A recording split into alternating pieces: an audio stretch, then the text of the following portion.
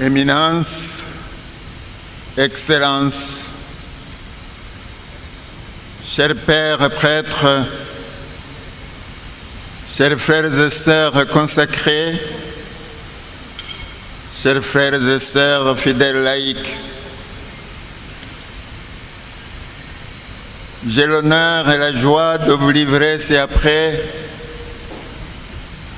l'appel de la CEAC pour la fin de la guerre, la construction d'une paix durable et le vivre ensemble dans la sous-région des Grands Lacs. J'ai vu la souffrance de mon peuple. Exode chapitre 3, verset 7.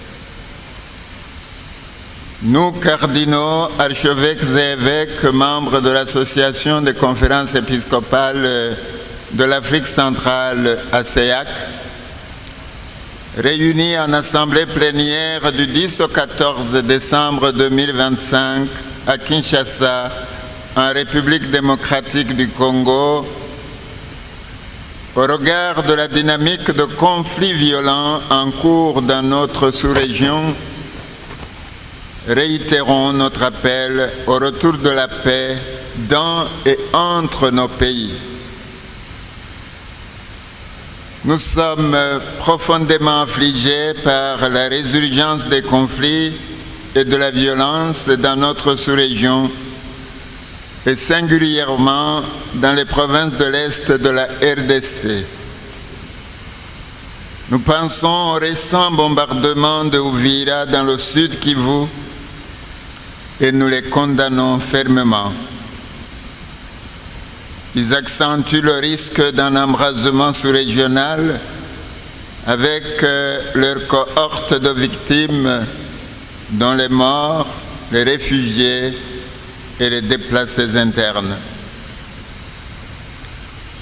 Nous avons cru apercevoir des lueurs d'espoir dans les différents processus et accords de paix engagés dans et entre nos États, dont les derniers en date ont été ratifiés par les chefs d'État de la RDC et du Congo le 4 décembre 2025 à Washington, sous l'égide du président des États-Unis d'Amérique et en présence de celui du Burundi.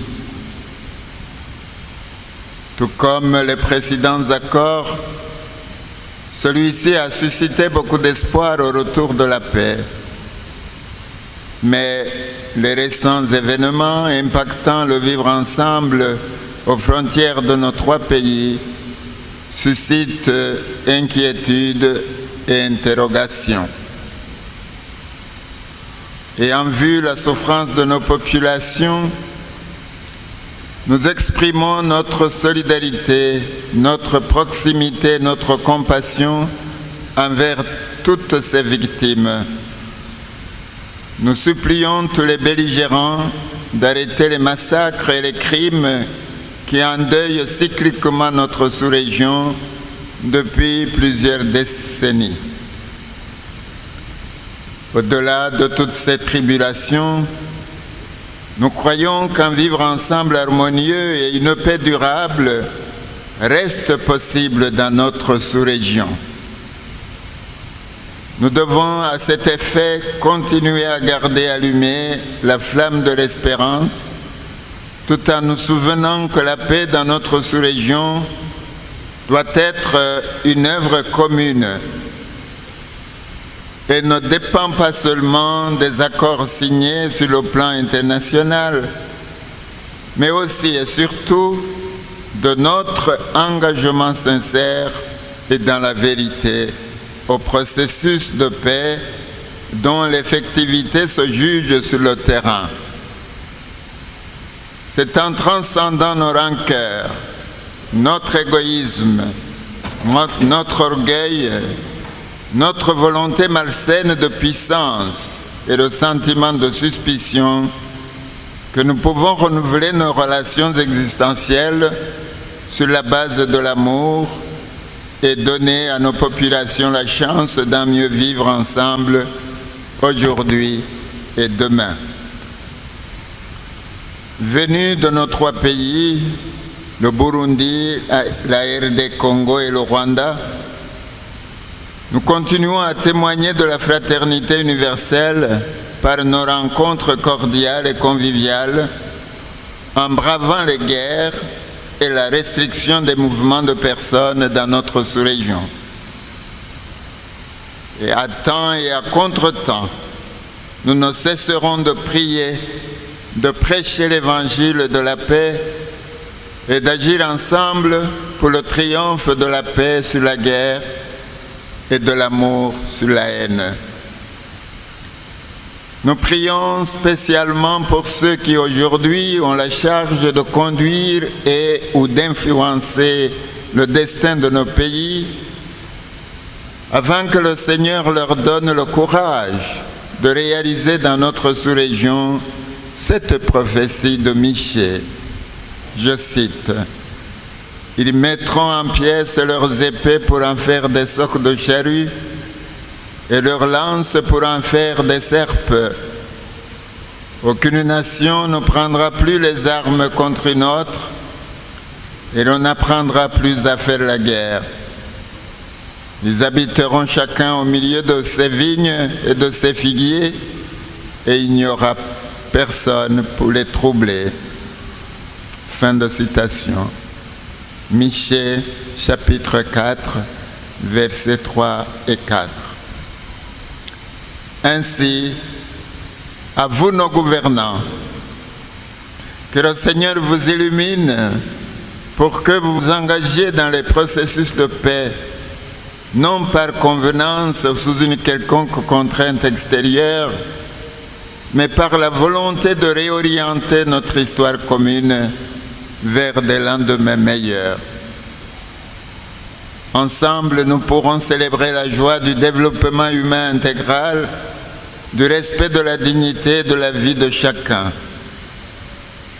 Nous vous exhortons à mettre ensemble la sagesse reçue de Dieu et le pouvoir que vous a confié au peuple au service du bien commun, de la justice, de l'entente et de la paix.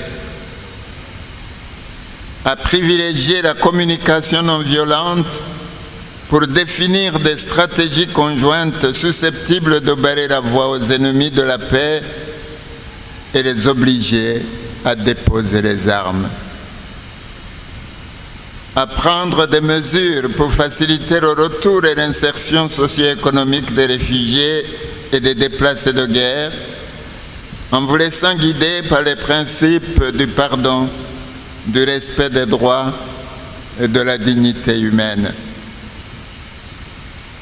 À faire appel de manière intentionnelle et officielle à la contribution de toutes les forces vives de nos pays respectifs pour rechercher ensemble comment construire la paix durable dans et entre nos États. À vous les partenaires internationaux engagés à soutenir notre quête d'un mieux-être et de la paix dans notre sous-région, nous vous prions de contrecarrer ce qui de chez vous tire les ficelles de la haine dans et entre nos pays pour servir leur égoïsme et leur soif de puissance. En effet, la persistance des conflits et de la violence dans notre sous-région est fortement tributaire des forces de l'ombre qui alimentent la discorde et arment les belligérants pour tirer bénéfice du chaos. Encourager les fils et filles de la sous-région des Grands Lacs à orienter et à piloter eux-mêmes leur développement intégral pour participer avec fierté dans la dignité à l'essor global de l'Afrique et du monde. De garantir une approche combinée, humanitaire, développement, paix et climat aux négociations et actions en faveur de nos populations qui, au-delà des conflits, vivent dans une misère qui contraste avec les richesses de notre sous-région.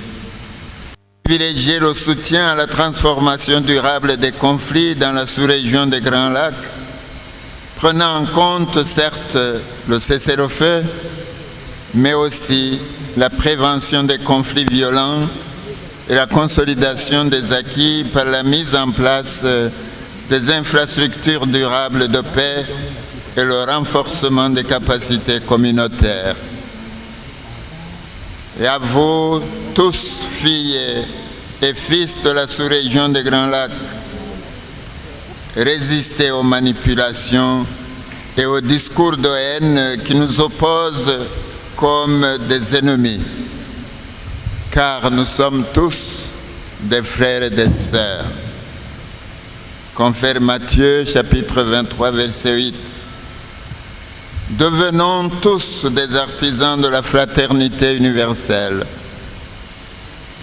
Que par l'intercession de la bienheureuse Vierge Marie, Notre-Dame de la Paix, chacun de nous, fils et filles de cette sous-région, obtienne la grâce de la conversion et de la paix en cette période de l'Avent pour bien accueillir Jésus, le Prince de la paix. Fait à Kinshasa le 13 décembre 2025, cardinaux, archevêques et évêques, membres de la CEAC. Merci de votre aimable attention.